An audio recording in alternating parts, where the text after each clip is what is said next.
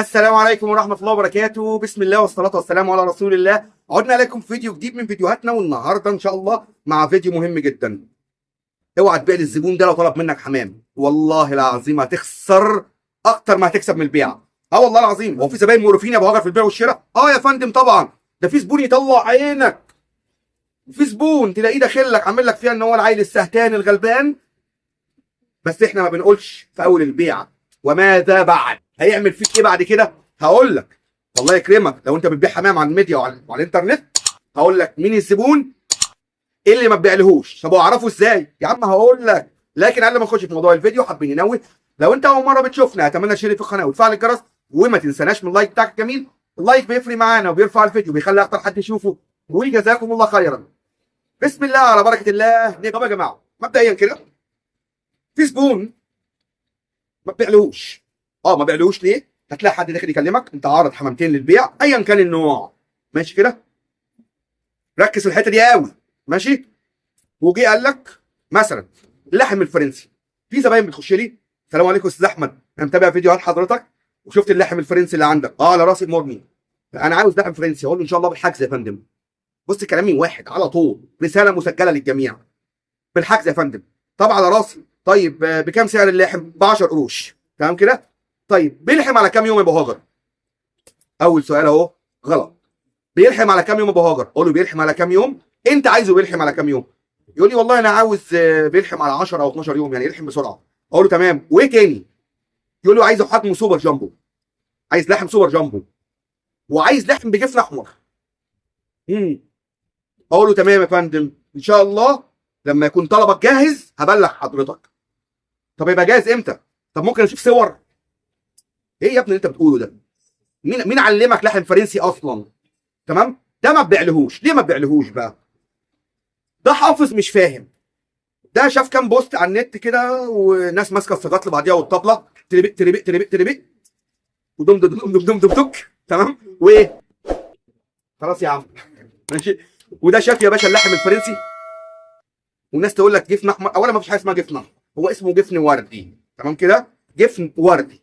واحنا قبل كده كنا قايلين ان في جفن ابيض وجفن وردي.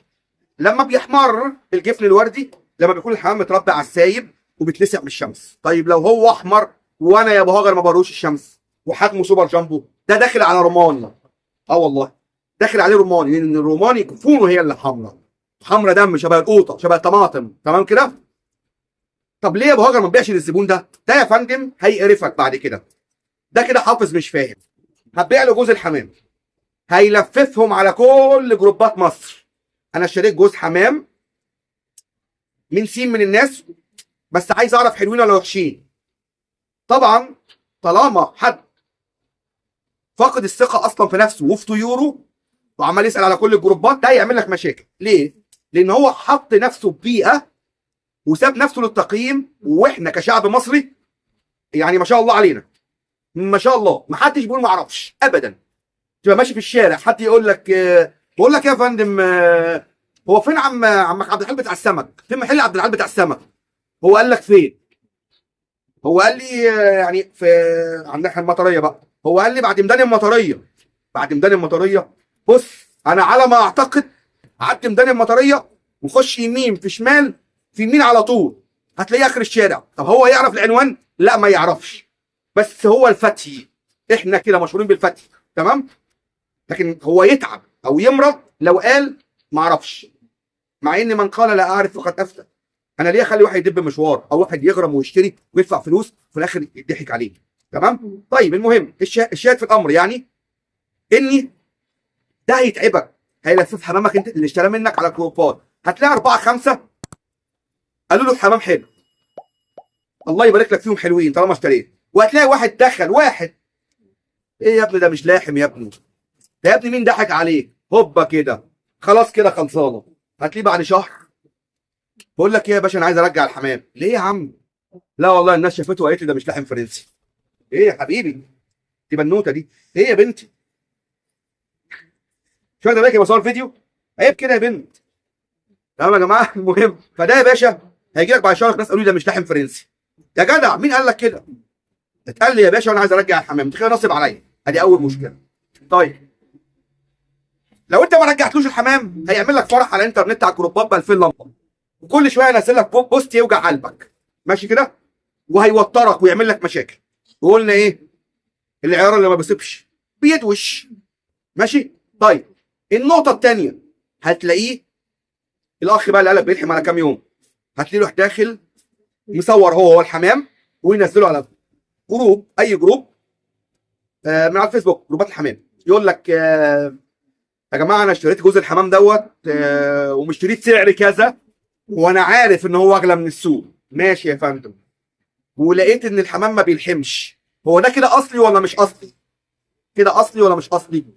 طبعا هو مبتدئ، يعني اولا ما بيعرفش يصور. يا عم خلاص بقى يا عم، تعالى تعالى، تمام. المهم دي انت يا روماني بيور واخده ذكر لاحم، قول لي ازاي؟ انا مش عارف، وانا واثق انه مش عارف يخصبها، ماشي. المهم فهنا هيخش 4 5 يقولوا يا عم عادي اصبر عليهم، حمام حلو ما تشيلش نفسك. هيخش واحد واتنين يقولوا ايه؟ ما بيلحمش، اتضحك عليك يا باشا، ده بلد ابيض.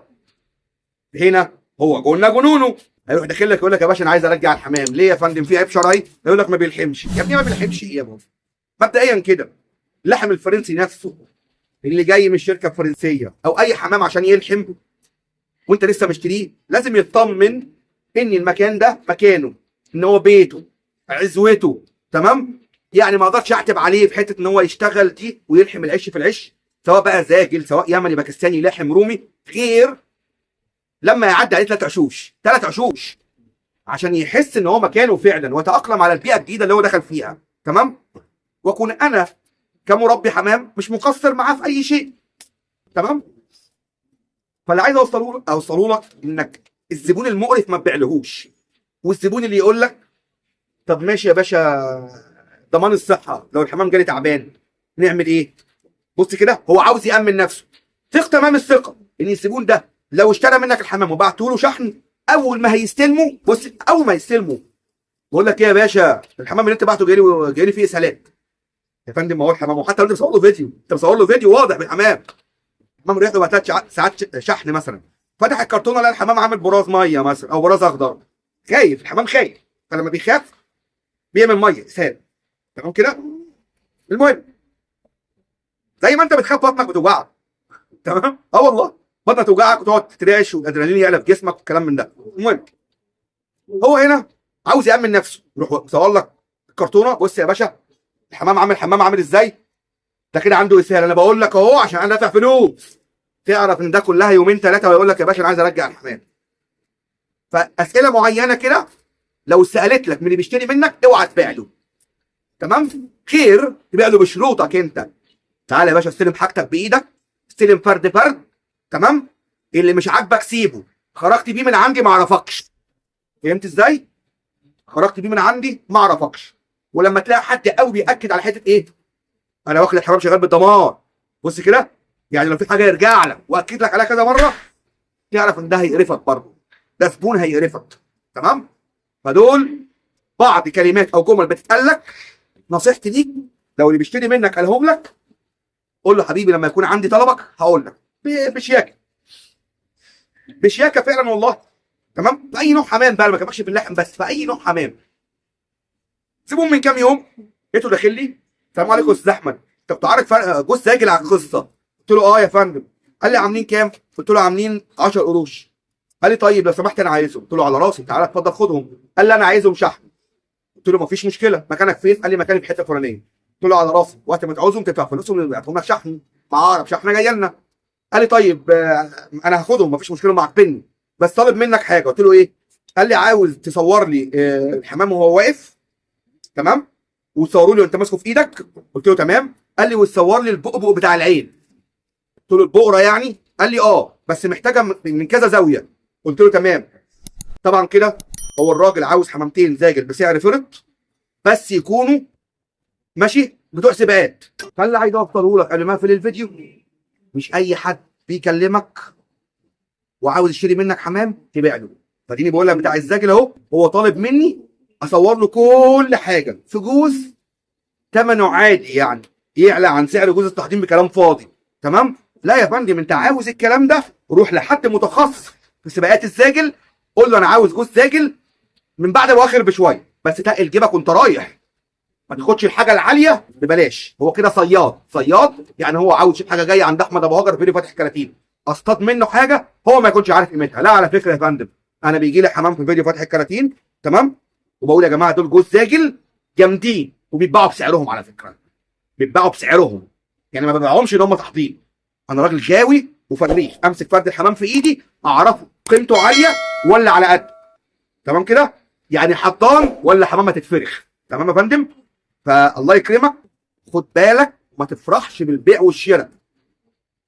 بص لقدام، الزبون المقرف وطلباته كتير هيتعبك مستقبلا وهيخليك تكره اليوم اللي ربيت فيه حمام. تمام كده، فده كان فيديو النهارده. بشكر الجميع على حسن المتابعه والمشاهده. لو انت اول مره بتشوفنا وعجبك محتوى القناه، ما تبخلش علينا بالاشتراك، تفعيل الجرس ليصلك كل جديد. فدي قناتنا الثانيه يا جماعه، بننزل عليها فيديوهات دايما باستمرار. لو انت مش مشترك فيها والله فايتك كتير. اثبت حضورك معانا في التعليقات وقول لي يا ابو هاجر انا بتابعك في القناه القديمه من زمان، وتناقش معايا في موضوع الفيديو واديني افكار جديده لو انت عندك افكار. شكرا جدا لحسن المتابعه والمشاهده. سبحانك اللهم وبحمدك، اشهد ان لا اله الا انت، استغفرك واتوب اليك. السلام عليكم ورحمه الله وبركاته.